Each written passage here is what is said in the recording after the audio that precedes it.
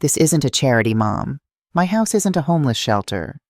Those words came out of my daughter Paige's mouth as I stood at her door with an old suitcase in my hand and ash still clinging to my clothes. The smell of smoke hung on me like a ghost I couldn't shake. Noah, her husband, let out a short laugh from the couch. That couch I'd paid for 3 years ago when they temporarily needed furniture. In that living room, I'd kept running with the electricity that came straight out of my bank account for almost a decade. I smiled. I said nothing. I just nodded, turned around, and walked away. But before I left that doorstep, I took out my cell phone and dialed a number I'd been thinking about for weeks. The bank answered on the second ring. "I need to cancel all automatic transfers to Paige Thornton and Noah Spencer," I said, my voice steadier than I'd heard it in years. "All of them, starting today." The representative asked for confirmation. I gave it without hesitation. I hung up, put the phone in my pocket, and walked toward the street without looking back. The next day, my cell phone had 45 missed calls. But let me tell you how I got there. Because this story doesn't start with a fire. It starts much earlier. It starts with a little girl with big eyes who used to fall asleep on my chest and call me her hero. Paige was born on an April morning at 5:47 a.m. She came into the world crying with her tiny fists clenched, as if she already knew life wasn't going to be easy. I was 25 and alone. Her father had walked out 6 months earlier when I told him I was pregnant.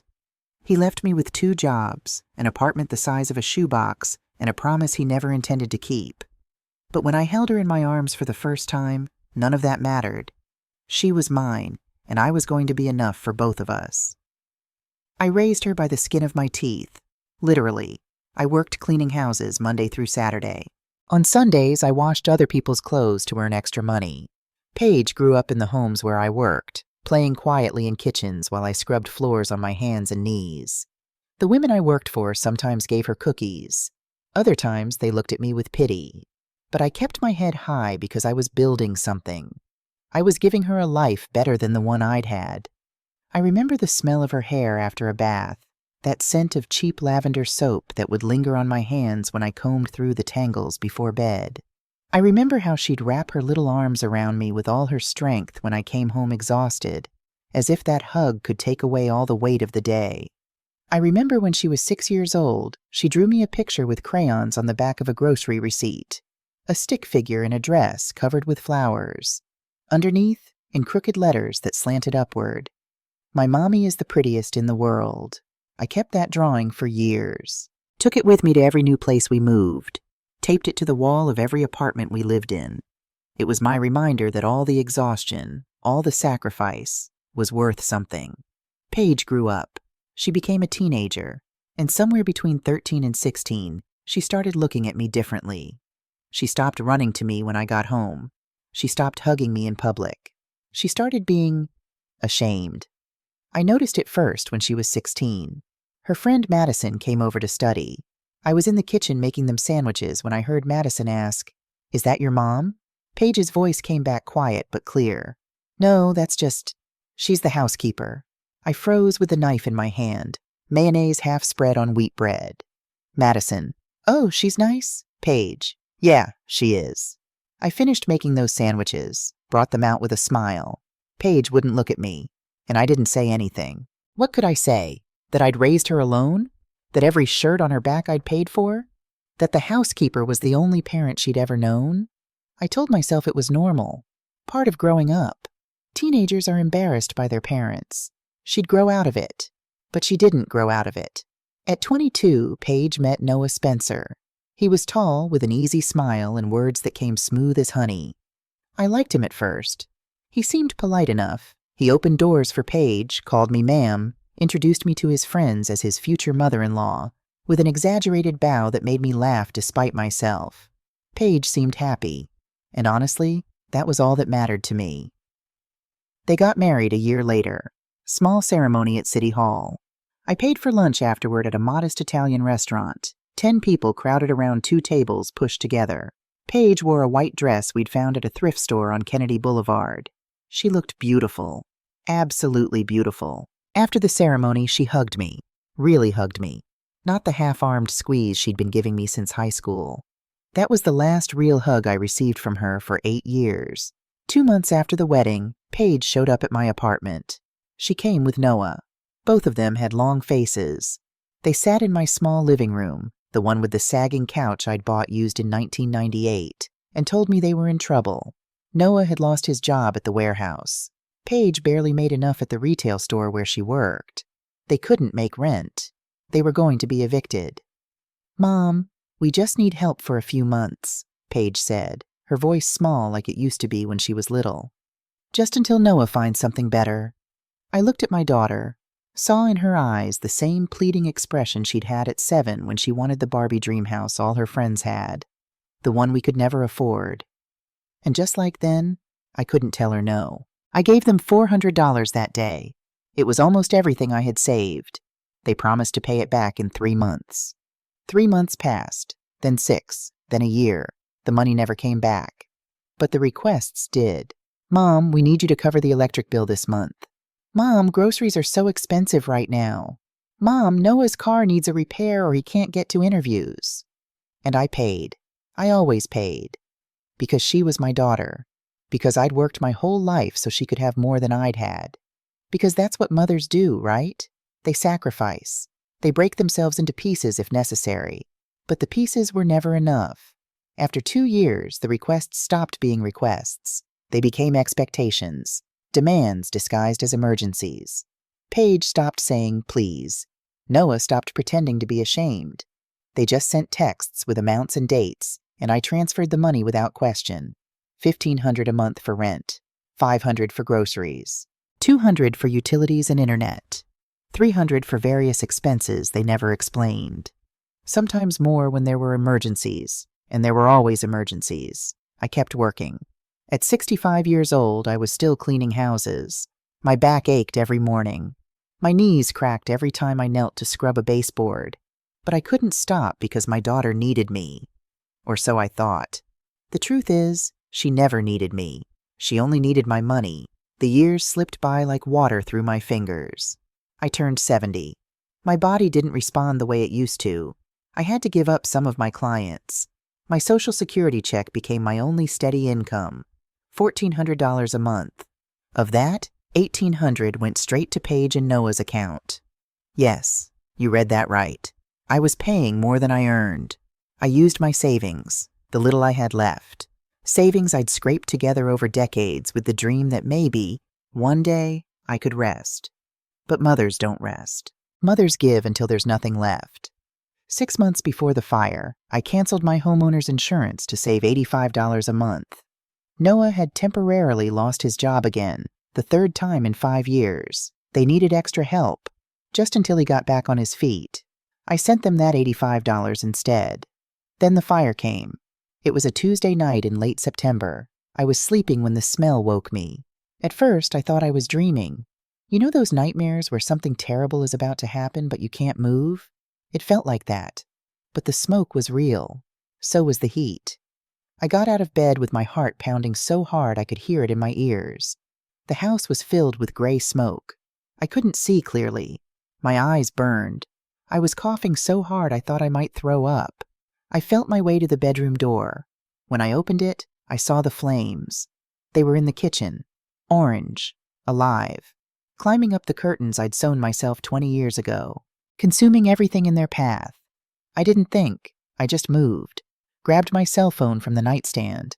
Grabbed the metal box under my bed where I kept my important documents. Birth certificate, Social Security card, the deed to the house. Shoved my feet into slippers and ran. Out the bedroom. Through the smoke-filled hallway. Out the front door into the September night air.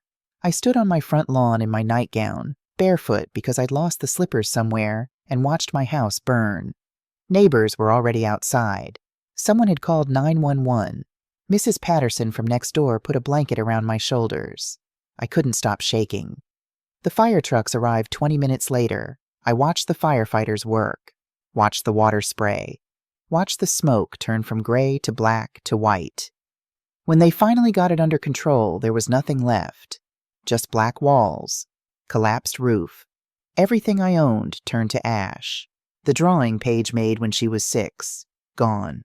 My mother's wedding ring I'd been saving to pass down to Paige. Gone. Photographs of Paige's childhood.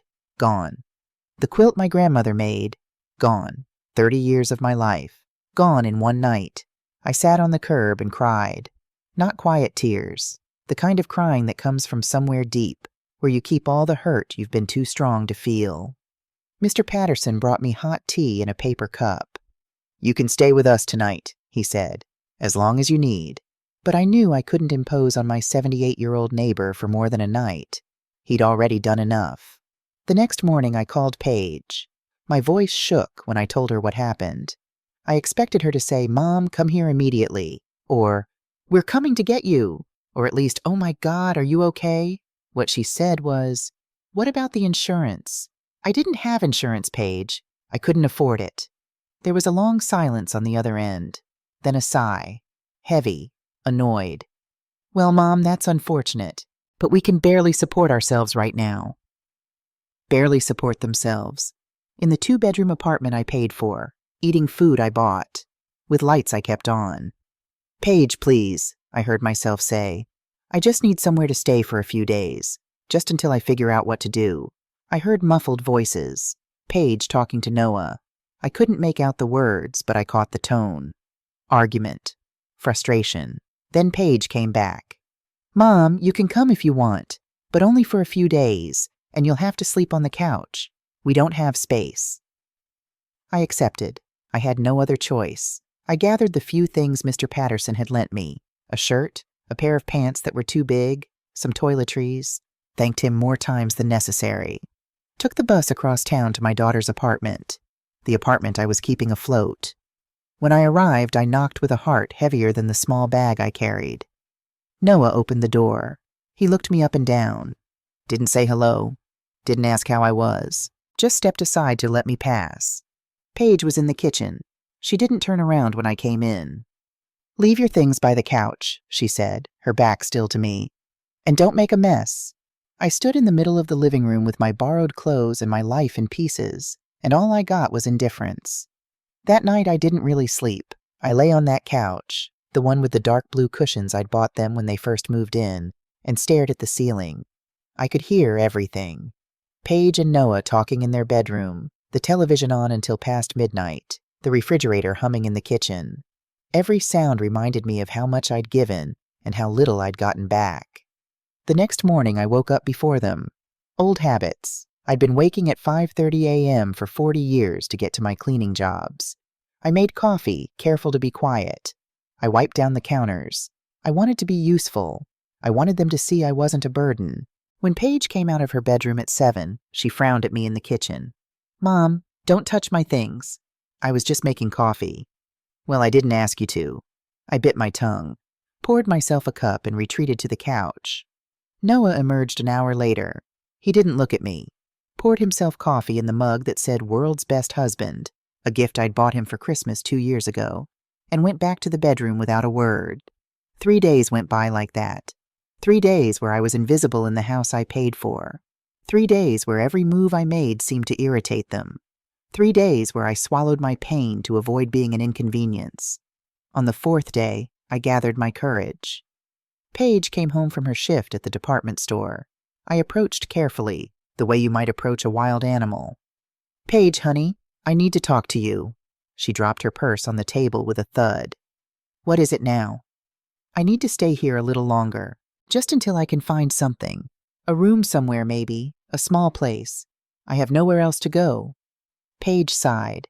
That sigh I already knew too well. That sigh that said you are a problem. "Mom, I already told you. We can't. Noah and I need our space." "But sweetheart, I have nothing. I lost everything in the fire. I just need a little help." She looked at me then, really looked at me. And what I saw in her eyes made my blood run cold. There was no compassion, no love, just annoyance. Like I was a telemarketer who wouldn't stop calling. "Mom, you've always been like this, always expecting other people to solve your problems." My problems. She said my problems, as if I'd chosen for my house to burn down, as if I hadn't spent 8 years solving hers. But I said nothing, again. I just nodded and went back to the couch. That night, Paige and Noah went out to dinner. They didn't invite me. They left me there alone with a sleeve of crackers and tap water. When they came back 3 hours later, they were laughing. They smelled like expensive steak and wine, the kind of restaurant I could never afford because all my money went to keeping their lights on. I stayed on that couch for another week. 7 days of heavy silence. 7 days of cold stares. 7 days of feeling like an intruder in my own daughter's life. And then came the moment that changed everything. It was a Friday night. Paige was on the phone with her friend Brittany. I was on the couch pretending to read an old magazine I'd found on their bookshelf. But I was listening. I couldn't help it. "Yeah, she's still here," Paige said, her voice carrying from the kitchen. "No, I don't know when she's leaving. It's exhausting, I swear. Noah is already fed up." Brittany must have asked something because Paige laughed. A dry, humorless laugh. "No, we can't just kick her out. But God, we can't keep her here forever either." A pause. "I mean, it's enough that she sends us her Social Security check every month, you know?" My heart stopped. "Her check?" Brittany's voice was faint through the phone, but I could hear the surprise. "Yeah, of course. $1,400. She pays almost all of our rent. That's honestly why we're still putting up with her." The magazine slipped in my hands. I gripped it tighter. "I know it sounds bad," Paige continued, "but it's the truth. And Noah says the same thing.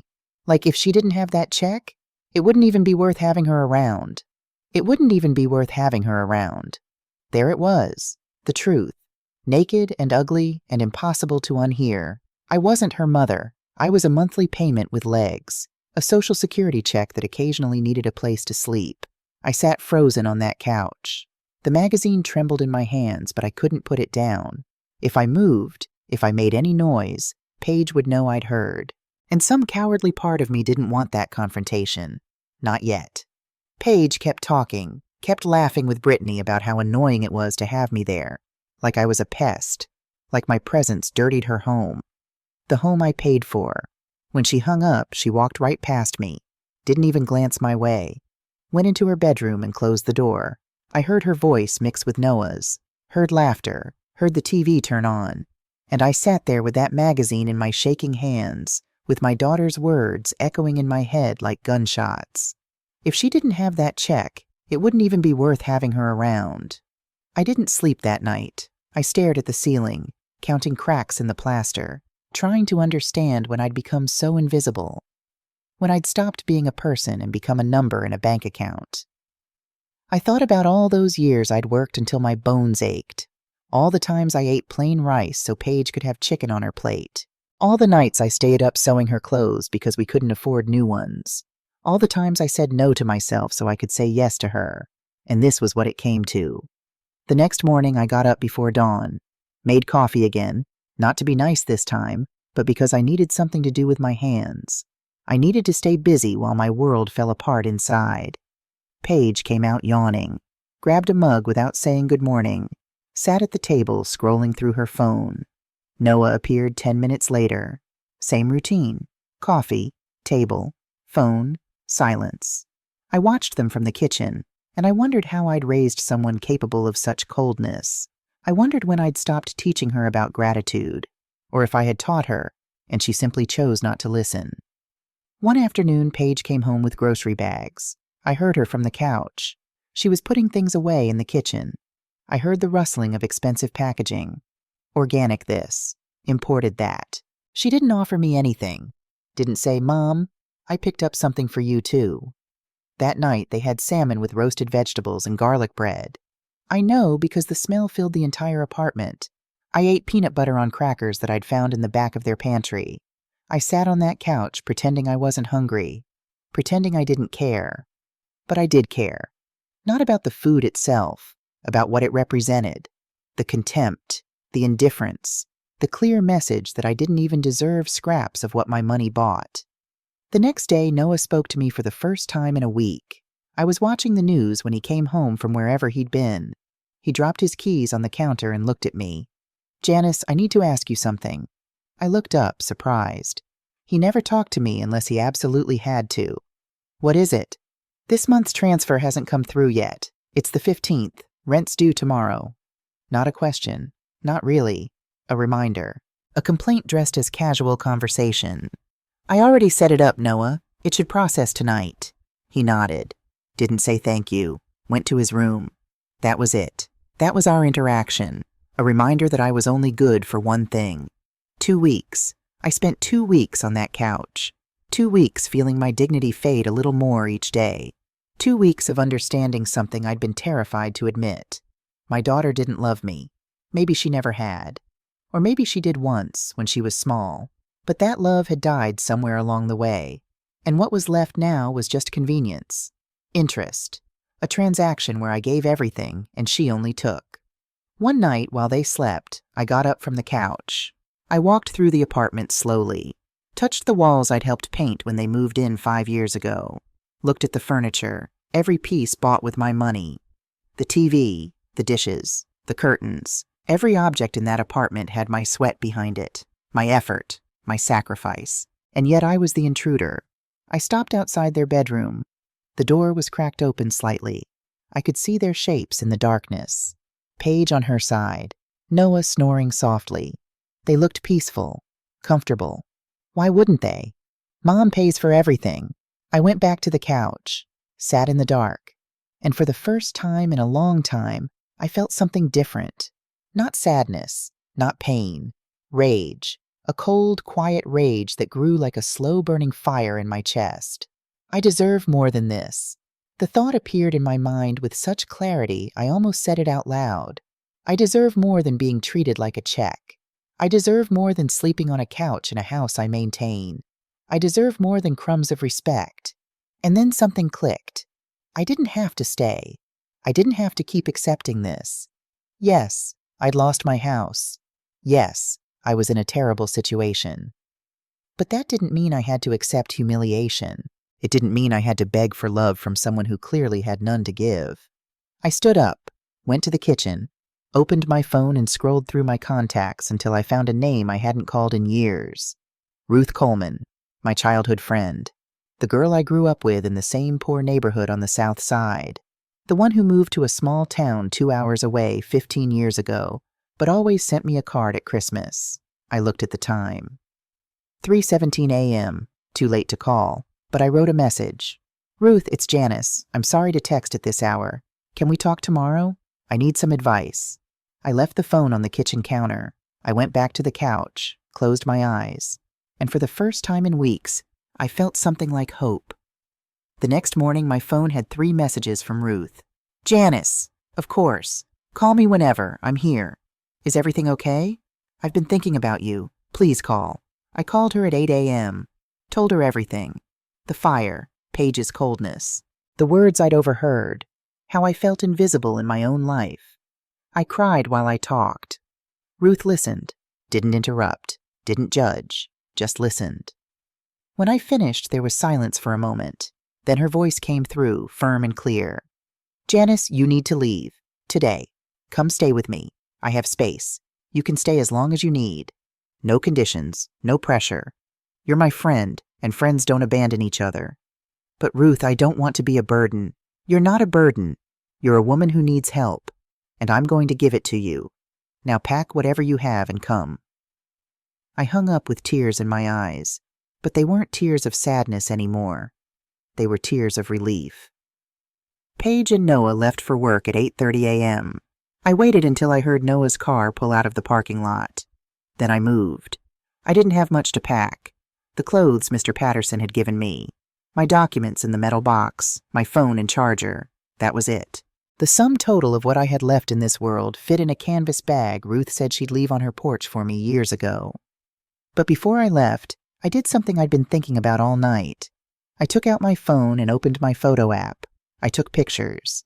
The living room with the couch I'd bought, the TV I'd paid for, the kitchen table, the refrigerator covered in their vacation photos, vacations funded by my loans that were never paid back.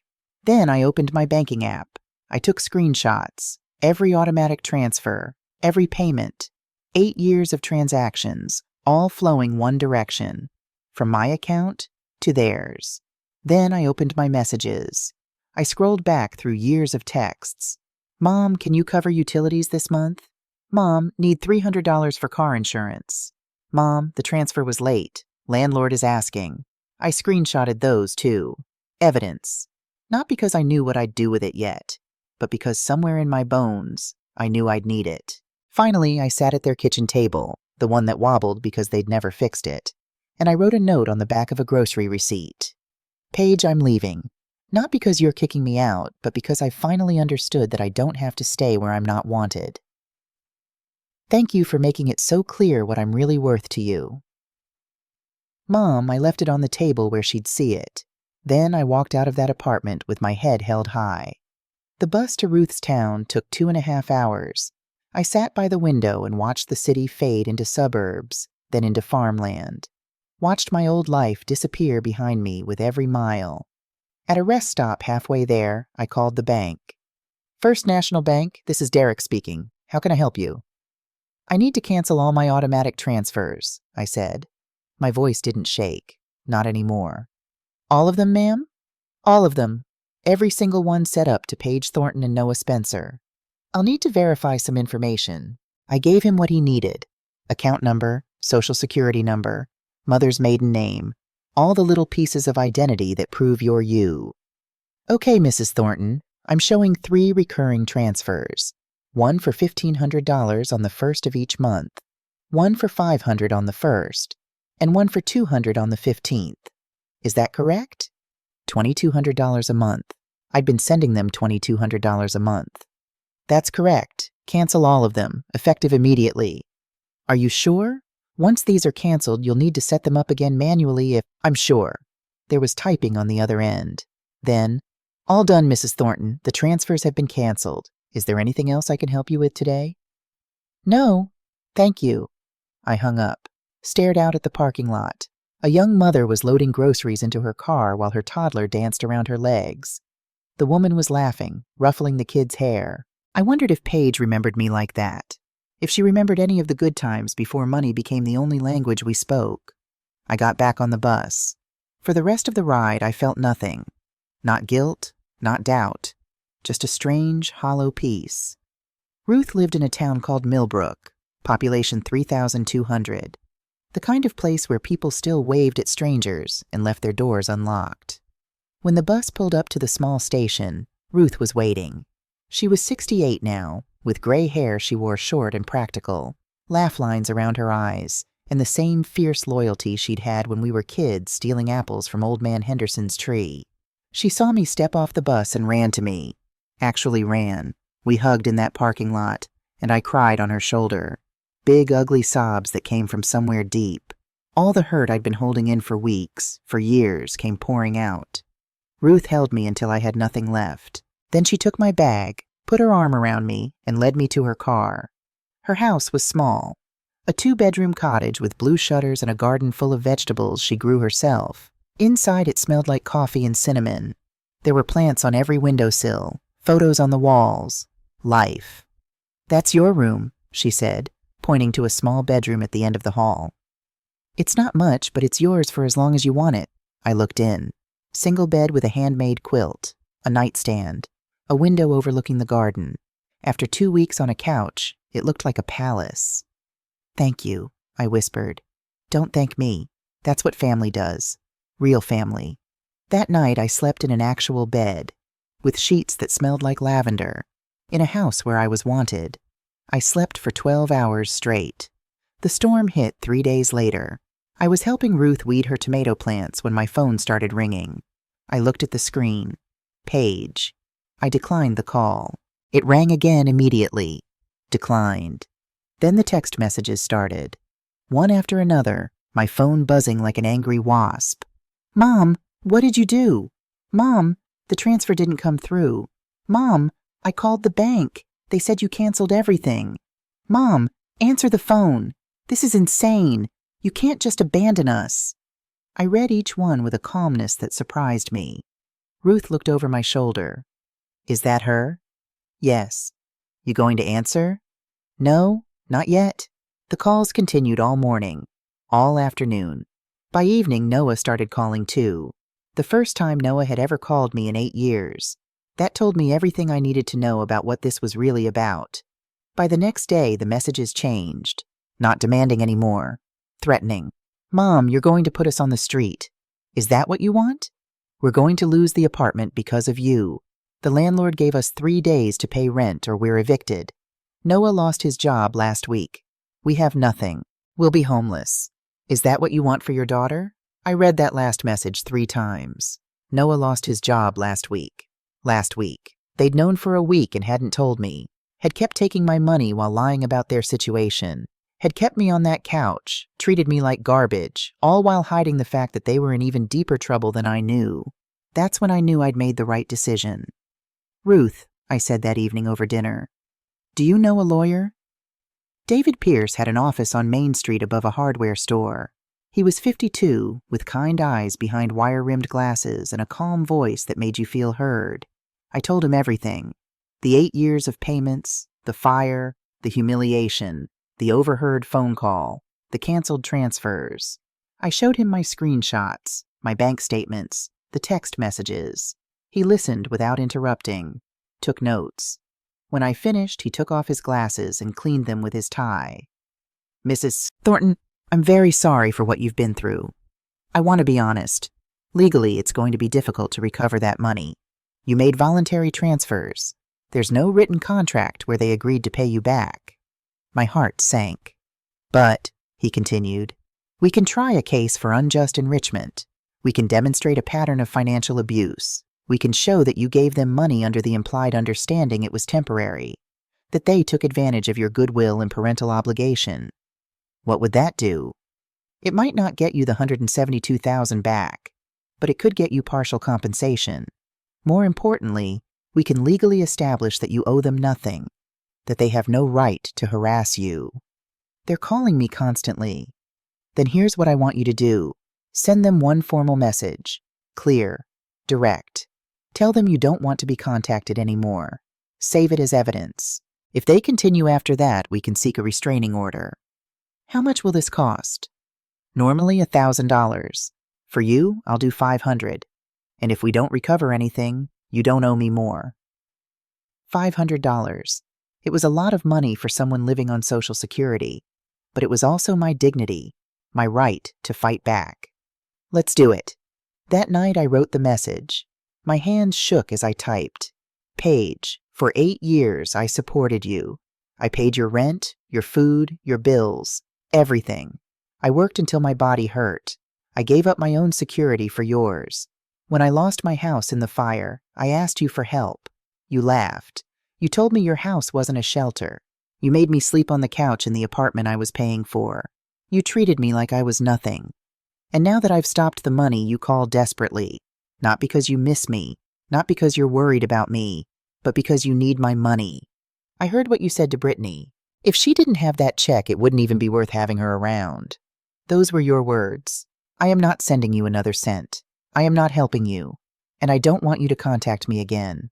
If you continue to call or text me, I will take legal action. This is over. I read it 5 times. Every word was true. Every word hurt. But every word was necessary.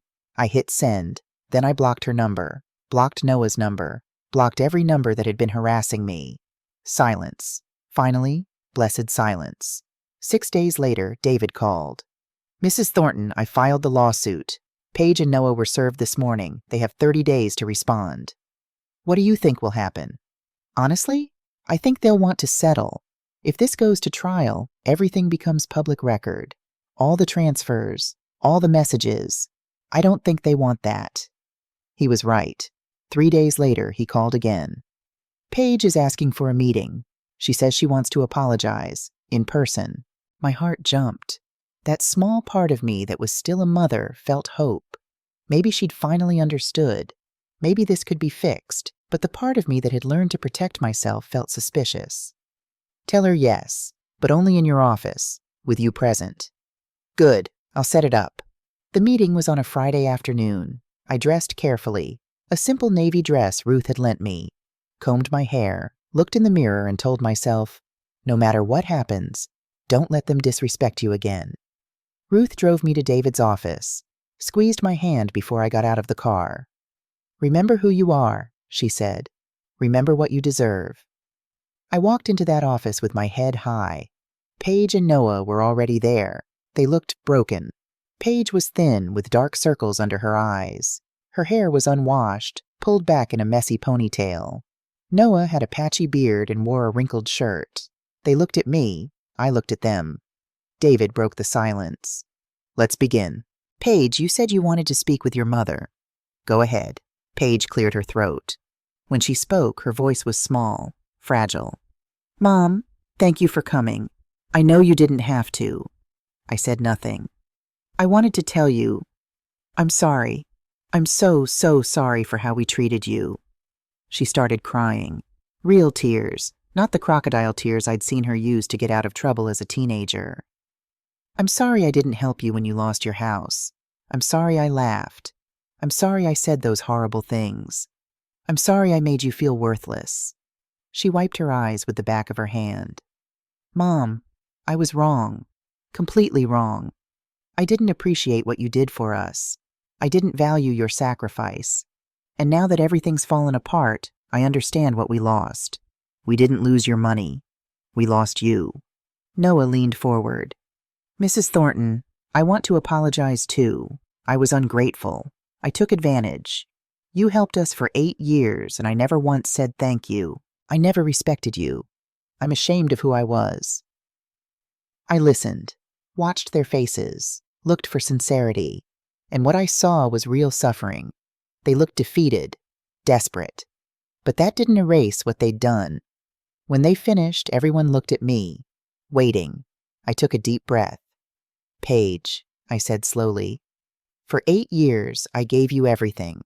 Not just money, my time, my energy, my love. And you took it like it was your right, like I owed you something just for being your mother. Paige sobbed harder. When I lost my house, when I lost everything, and I asked you for help, you laughed in my face. You told me your house wasn't a shelter. And those words, they killed something inside me. Mom, I'm not finished. My voice was firm. Because in that moment, I finally understood. I wasn't your mother. I was your income source. I was a check that came every month. I know, Paige whispered.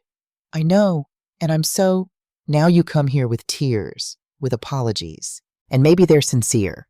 Maybe you really do regret what you did. But Paige, it's not enough. She looked up at me, shocked. Because regret that comes from suffering isn't real regret. It's just desperation. If you and Noah were financially stable right now, would you be here? Would you be apologizing? Paige opened her mouth. No words came out. Exactly, I said. You don't know, and neither do I. Noah spoke up. Mrs. Thornton, what do you need from us? Just tell us. We'll do anything. What I need is for you to leave me in peace, to never ask me for money again, to understand that chapter is over. I'm not your safety net anymore. You're adults. It's time to live like adults. We understand, Paige said quickly. We won't ask for anything. We just want you back in our lives, to be a family again. Family, I repeated. Family isn't built on words, Paige. It's built with actions, with respect, with real love. You showed me you had none of that to give when I needed it most. So what do we do? Her voice was pleading. You leave me alone. You prove you can stand on your own feet. And maybe, after enough time, we can talk about rebuilding something. But not now. Not like this. David spoke up. Here's what I'm proposing. Mrs. Thornton will pause the lawsuit for 6 months. During that time, you don't contact her unless she contacts you first. You don't ask for money. You demonstrate real change. If after 6 months you've shown genuine respect and independence, we can discuss closing the case. Do you agree to these terms? Paige and Noah looked at each other, then both nodded. We agree. Before they left, Paige tried to hug me. I stepped back. Not yet. She nodded, tears streaming down her face, and left. When the door closed, I sat down. My legs were shaking. You did well, David said gently. Ruth was waiting outside. She took one look at my face and pulled me into a hug. How do you feel? I searched for the word. Free. 6 months passed. They were the quietest, most peaceful months I'd had in years. The first month, I received one text from Paige. Mom, I got a second job. We're not behind on rent anymore. I'm not asking for anything. Just wanted you to know. I didn't respond. The second month. Mom, it's your birthday. I know you probably don't want to talk to me yet, but happy birthday. I love you. I'd forgotten it was my birthday. Ruth made me a cake. Eleanor Hayes, the neighbor, came over with flowers. We sat in Ruth's garden, and I felt more loved than I had in years. That night, I sent Paige a short reply. Thank you. Over the next months, she sent occasional updates. They'd paid off a credit card. Noah got a better job. They were learning to budget. Small things. Progress. I read them all but responded to very few. Only when it felt genuine. Meanwhile, my life began to take shape. David helped me apply for disaster assistance. $200 a month wasn't much, but added to my Social Security, it was enough. I found a small one-bedroom apartment in Millbrook. $750 a month. With my $1,400 Social Security check and the assistance, I could afford it and still eat. The day I signed the lease, I cried. But not from sadness, from relief. After losing everything, I finally had a place that was mine again. Ruth and Eleanor helped me move in. The people in town donated furniture, a bed, a table, some chairs, all used but given with kindness. We sat on the floor that first night, not enough chairs yet, and toasted with orange juice. To new beginnings, Eleanor said. To new beginnings, we echoed. 8 months after that meeting in David's office, I received a text from Paige. Mom, Noah, and I saved enough for a down payment. We bought a small house. It's ours. Really ours. Would you want to come see it? I stared at that message for a long time. Ruth looked over my shoulder. What do you think? She asked. I think I'll go. The house was 40 minutes away. Small. A 2-bedroom bungalow that needed work but had good bones. They were proud of it. I could see it in how Paige showed me around. We did this ourselves, she kept saying. We saved. We budgeted. We did it. I'm proud of you, I said. And I meant it. Then Paige took my hand. Mom, there's something I want to show you. She led me down the hall to a small room at the back. This room is for you. For when you want to visit. For when you want to stay. No conditions, no expectations, just because you're my mom and I love you. I looked inside. A bed, a nightstand, a lamp, a window with lace curtains. And on the wall, in a simple wooden frame, was something that made my breath catch. The drawing. The one Paige had made when she was 6. The stick figure in the flower dress. The crooked letters. My mommy is the prettiest in the world. The one I thought had burned. How? My voice broke. How do you have this? Paige's eyes filled with tears. I'd kept it. In a box in our apartment. I found it years ago when we were moving and I couldn't throw it away. When I heard about the fire, I wanted to give it to you, but I was so wrapped up in myself I never did. I found it again a few months ago and I knew it belonged here. With you. I reached out and touched the frame. My fingers trembled. Mom, I can't undo what I did. I can't give you back those years. But I can give you this, a place where you're always welcome, always wanted, not because of what you can give us, but because of who you are. I turned and looked at my daughter, really looked at her, and for the first time in years, I saw something I'd thought was gone. I saw the little girl who used to sleep on my chest, who used to call me her hero. She was still in there, buried under mistakes and selfishness and hard lessons, but still there.